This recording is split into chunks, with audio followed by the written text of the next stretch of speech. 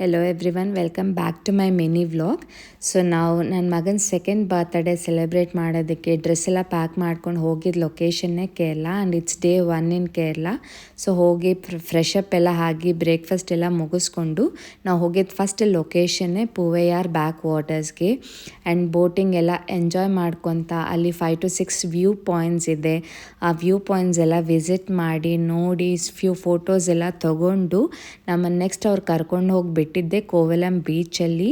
So ಬೀಚಲ್ಲಿ ಸ್ವಲ್ಪ kite ಎಲ್ಲ ತೊಗೊಂಡು ನನ್ನ ಮಗನ ಜೊತೆ ಟೈಮ್ ಸ್ಪೆಂಡ್ ಮಾಡಿ ಅವನ ಜೊತೆ ಆಟ ಆಡಿಕೊಂಡು we came back and the next location is Azhimala Shiva cave temple.